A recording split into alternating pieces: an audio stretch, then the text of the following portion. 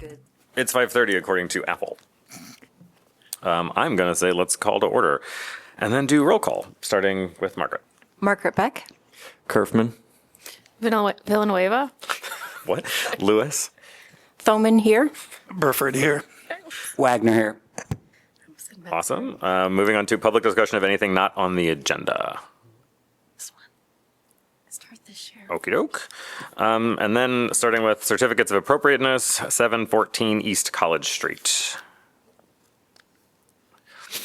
Start it. And now,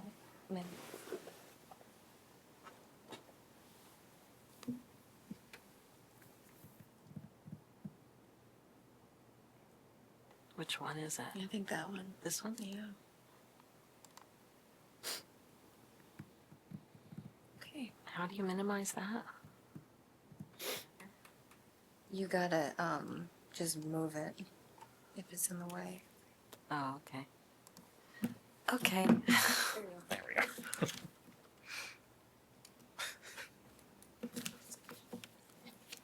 Oh, God. Okay, 714 East College Street is in the College Green Historic District, shown here with the star. This house was built in 1895, and just because it's very interesting, it had a fire in 1910 to 12, sometime in that time period. Before the fire, it actually looked like this. And so you'll notice that all of this kind of roof pitch and this gable on hip, as well as the configuration of this dormer roof, were changed so that it has a much lower roof. Here's that dormer. It no longer has that kind of like clipped gable look, and now there are cornice returns here and there weren't, and this is also lower. So they just really changed the roof around that time, and I thought that was interesting, so I wanted to point that out to you. Otherwise, this house tends to be kind of a free classic. It had a lot more siding changes as well historically. The project currently is pretty simple. It is actually to remove this door and stairs and some awning. This is another thing I wanted to point out. So after the fire, it became a fraternity. And then in the 30s, it became an apartment building. And I'm assuming that the door and stuff that we're removing were put in when it was an apartment building. But before it became a sorority, the only addition that I found that they did was actually filling in this corner. Otherwise, it would have stopped here to this point, but they added this portion. This is what we will be removing. There's a modern roof canopy. There's the stair to the apartment there, and a door. You can see that there's a window aligned below that, and so a lot of these houses tend to have a window pattern where if there's, one below, there's one above, or the other way around. So it's highly likely, even though we don't have any photos that would show that there had been a window there in the past. And I think that the owner said that he might have found maybe a header or something for that in the wall anyway. Here's just a long shot. This house had its synthetic siding removed after the tornado in 2006, so this photo is from that time period. And I just thought I'd point out again, so if I can get the mouse to go there. So this is the corner that was probably added for when it became a fraternity. This roof is a little wonky, but this area was here at that point in time, along with this open porch. So I don't know if this is something that they just kind of changed the slope of things here at some point in time more recently, or if this was a change from way back at the time of the fire. I don't know, but that's a little interesting right there. But again, you can see here's the door. The new window will match the neighboring windows. These two would be historic. It'll have the same head height and sill location. one of the past projects after the tornado, they were approved to replace deteriorated siding with either wood or a smooth cement board. I frankly don't know what they did here, but he would just patch the area below the windowsill with, matching siding. And it would also have trim to match the other windows. So the guidelines talk about how we replace siding. It also talks about, windows matching the others, which we would also do here. As you can see, the second bullet point is adding new windows in a location that is consistent with the window pattern. So even if we didn't have a historic window in this location, we'd still be following that window pattern by putting a window here when the door is taken out. And then it talks about the material for a new window. For wood, it just talks about duplicating the historic trim and again, the fact that, we could use cement board or, smooth cement board. I put the demolition line in here just because it does include a demolition, even though it's non-historic stuff. But this section actually says that it is recommended to remove those non-historic changes like that. And so basically we have here even though there are technically no guidelines related to removing non-historic doors in the door section, we can follow along with, the demolition section. We see that door and the canopy and the stairs are all non-historic alterations, and that the project would match the window patterning on the house. The applicant did submit a window product, and we were looking at it, and it just, the section drawing had some things that we weren't sure exactly what they were, and we wanted to make sure we weren't installing a window that had integral trim, like brick mold or something like that. And so we're still talking about the window product, but that would be the only thing here. Staff does recommend approval, just with the condition that the window product is approved, so that we can wrap that up, figure out maybe those windows are fine. We just are still talking about them. Sounds good. Do we have questions for staff?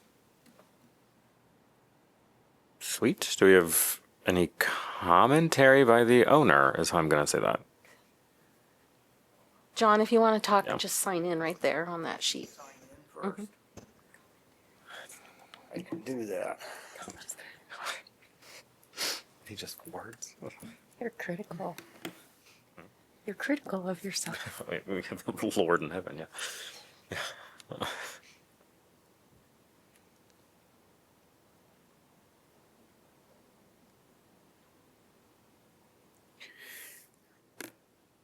Okay. Well, thanks. First of all, thanks everybody for being committed to doing your job. I know it takes a lot of time, so I appreciate that. Second, Jessica, thanks for getting this on this agenda, relatively minor thing. I haven't been too good, I think, getting the exact everything you folks are wanting as far as the window goes, but I've worked with Jessica or you guys in the past, and the siding in fact is cement board, and that was just after the tornado. And if you look at that, even today, the paint that's on there, it's faded, but it still looks pretty damn good. So it's a really appreciated way back when to have the chance. In fact, I think I was the very first property owner allowed to have cement boards siding, and the only reason that was because they were going to vote it down that I had to replace it with wood, and I put my hand up. I said, "Can we just delay the vote till the next the next meeting. I said, some of you back then, they hadn't been up to look at the house. Come to the next meeting, I had nothing different to say. There's one fella on the board at the time, he was working on trying to replace some siding on his garage. He could not find the same siding that I was going to have to do for his 3 or 4 pieces of his garage. And he said, I think we ought to let him put cement board siding on it. I don't know who that was, but anyway, there's a little sidelight to that property.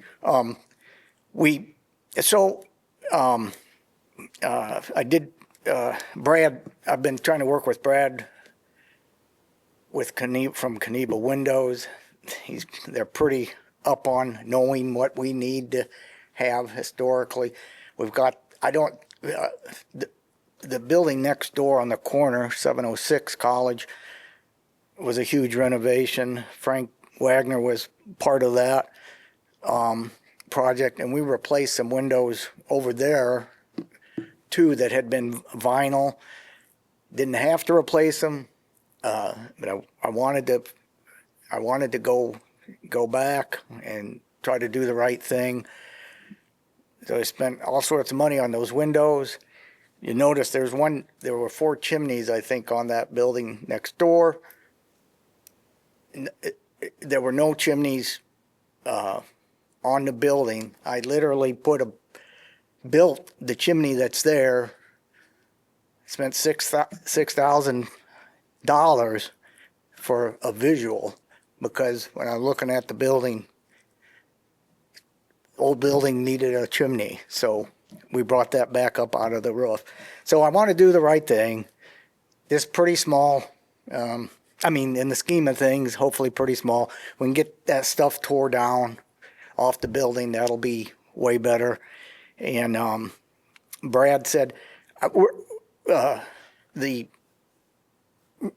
windows that are existing there, we have a Monterey storm windows on the exterior. So the profile of the finish on the windows that we need. Obviously, I want to have the right profile, because I'm wanting to be able to match when we put the new window in there, so we can have another storm window on there too. And I guess that's all I got to say. Appreciate the chance. We're going to be moving ahead with a pretty major interior remodel. I'm just having to do that. My tenants that are upstairs saying that we don't have any water pressure, and I look in some of the pipes and they're just corroded. I don't have any water anymore, and so we got a lot of work to do. So hopefully that'll be a great property for everybody to be able to look at and with time and try to keep it up. So that's that. I don't know. Anybody questions for me, or I don't have any questions. get the hell out of here? Yeah. Thank you so much. All right. Does anyone want to make a motion? Beck moves that we approve a certificate of appropriateness for the project at 714 East College Street as presented in the staff report with the following conditions. The window product is approved by staff. Villanueva seconds. Do we have any commission discussion? Because we're not a committee, we're a commission. No. Burford just wants to say that it looks like a great improvement, and the building itself is within eye shot of my property, and I just want to recognize that the owner has always been a good steward of that property.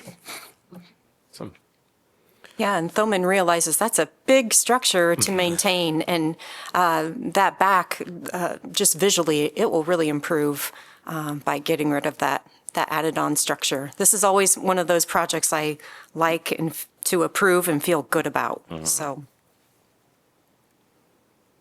Okay. Okay. All in favor? I, All opposed? Okey doke. Thanks so much.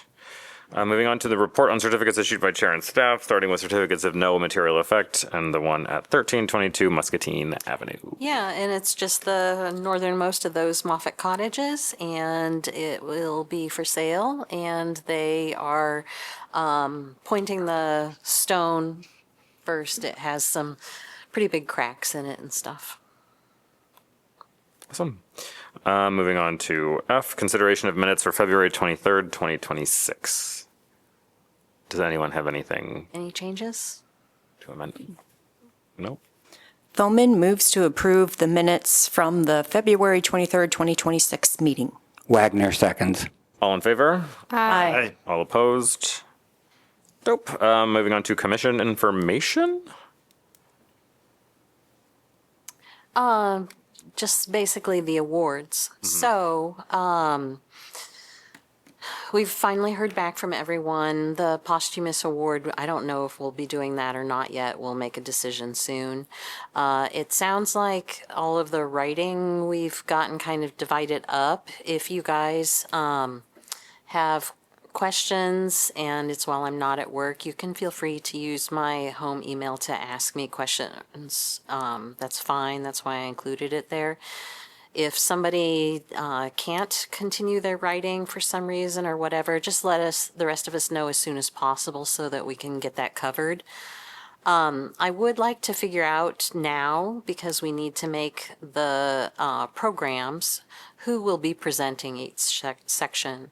So our presentation will go basically Andy giving an opening remark about the commission, hopefully someone from the Friends Board giving remarks about their year and their 50th anniversary. We'll go through all of the awards, and then that community group is giving Friends an award, and we'll do that at the end, and then Andy will come back and say, thank you all.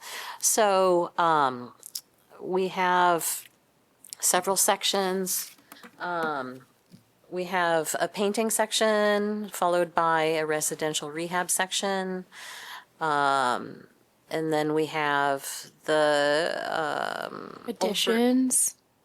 Additions is one of them. I think the additions goes after that. So we have, I think next are the commercial and institutional rehab, the post office in Old Brick, and then the additions, and then we wrap it up with the stewardship.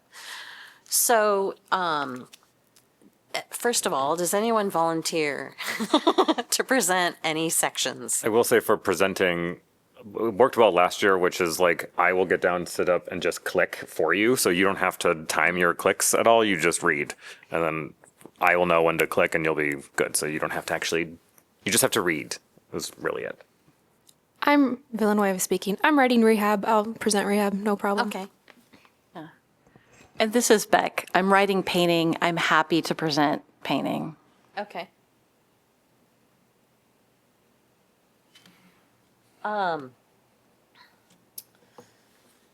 So the one on the post office might be a little bit longer since it is a city building. We might kind of go through some of what we did here at the meeting last time.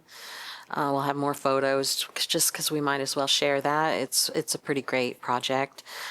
So that one's a little bit longer. Old Brick will be very quick because it's basically just their front doors. Right. So one person could do both of those, and then we could have somebody who wraps up with the Stewardship. the two new constructions and the stewardship, depending. Is there anyone else who knows that they can be there, who feels like they don't mind speaking?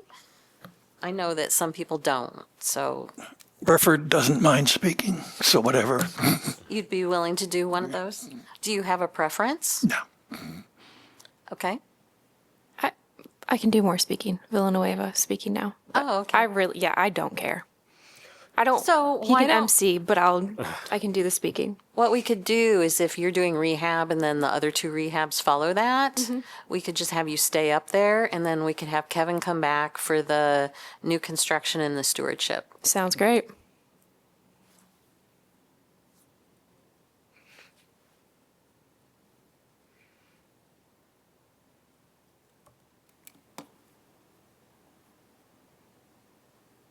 Okay.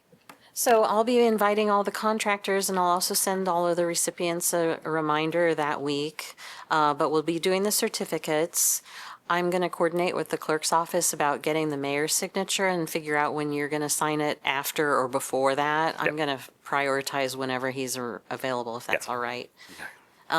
It's spring break next week anyway, so Yeah, and I don't know what yeah. he is doing at all, but Then yeah, after that I should be free during the day too, so we're good. okay, I'll just reach out to you when I kind of have a better idea of all of that. Sounds good. And then otherwise, it sounds like we will probably have enough people to come set up.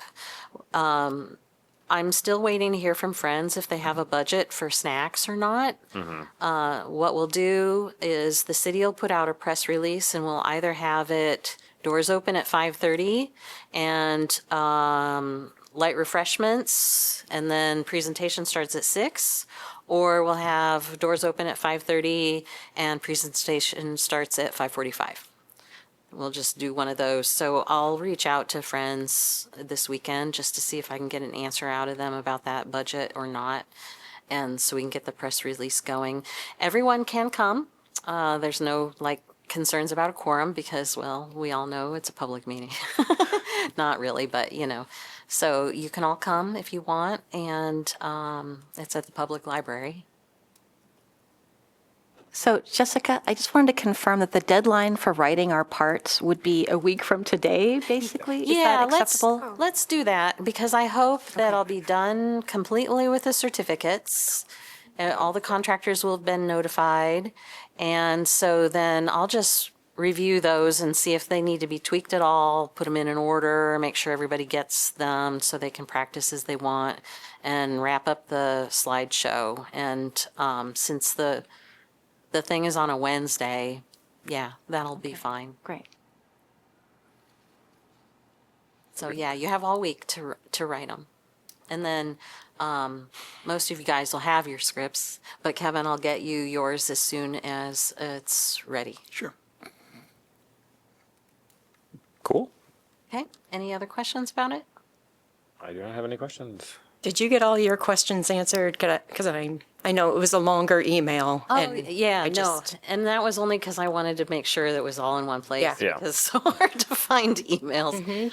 Yeah, all of my outstanding questions are for friends right now. Okay. They just got a new administrator like 2 or 3 weeks ago. Oh, gotcha. Okie doke. Well, then I'm going to adjourn us with my immense power. So, adjourned.